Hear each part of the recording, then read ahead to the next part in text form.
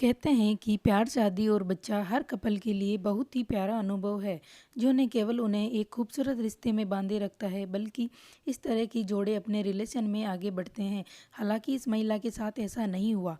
दरअसल वह अपने साथी के प्यार में इस कदर पागल थी कि उसके गर्भ धारण कर लिया।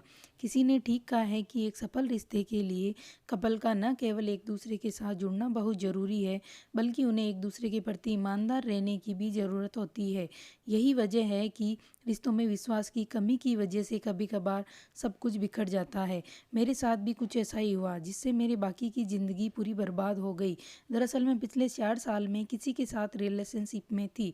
वह मेरे कॉलेज का लड़का था। हम दोनों दिल्ली में पढ़ाई कर रहे थे। मैं उससे प्यार इस कदर करती थी कि मैं उसके साथ कुछ भी करने के लिए तैयार थी। शुरुआत में सब कुछ बहुत अच्छा था। हम दोनों एक साथ रहने का फैसला किया। मैं अपना हॉस्टल छोड़कर उसके साथ लिव इन में रहने लग गई।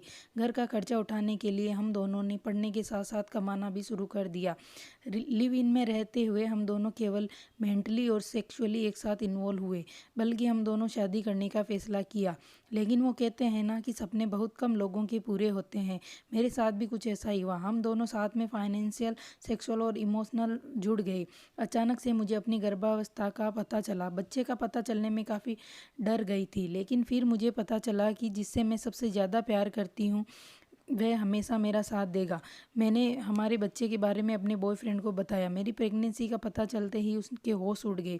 एकदम से बोला, बच्चे के आते ही हम दोनों दोनों की ज़िंदगी बर्बाद हो जाएगी। मैं ये बच्चा गिरा दूँ। हालांकि मैं ये बच्चा गिराना नहीं चाहती थी, लेकिन उसने शादी का वास्ता देकर मेरा घर बात करा दिया।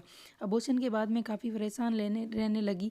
मेरे मन में नहीं केवल आत्महत्या के ख्याल आते थे, बल्कि तनाव में भी मेरी ज़िंदगी का एक हिस्सा बन गया था। हालांकि इस दौरान मैंने अपने पार्टनर से शादी करने के लिए बोला, लेकिन उसने साफ इनकार कर दिया। उसके बाद मैं शादी नहीं करना चाहता था। इस बात को 6 महीने बीत गए। इस बीच में एक बार फिर अपने दूसरे बच्चे के साथ गर्भवती हो गई। जैसे ही एक मुझे अपने बच्चे का पता चला, मैं खूब रोने लगी। मैंने अपने बॉयफ्रेंड को दूसरी बार प्रेग्नेंट होने की खबर दी। इस दौरान उसके चेहरे के हाव भाव ऐसे थे जैसे मुझे कोई पाप हो गया।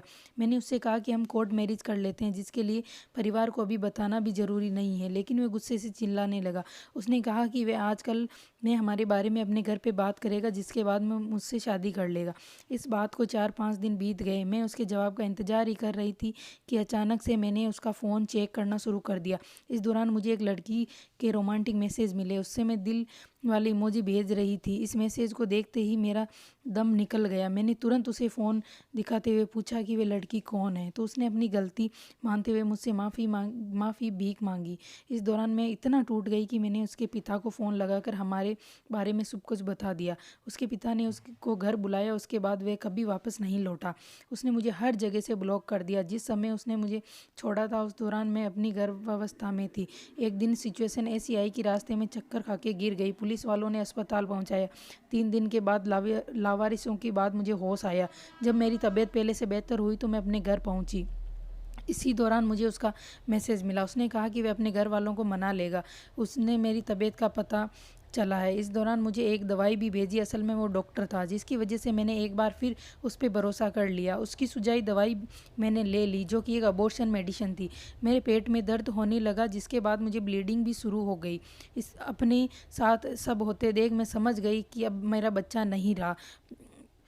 वह मुझसे शादी नहीं कर सकता था। उसके घर वाले कभी भी इस शादी के लिए तैयार नहीं होंगे। मैं बुरी तरह रोने चिल्लाने लगी, लेकिन मेरी चीखें सुनने वाला वहाँ कोई नहीं था। मैं बुरी तरह टूट चुकी थी। अब मैं किसी से प्यार भी नहीं कर सकती थी। मेरी पूरी ज़िंदगी बर्बाद हो चुकी थी। दोस्तों, please like, share and subscribe करें।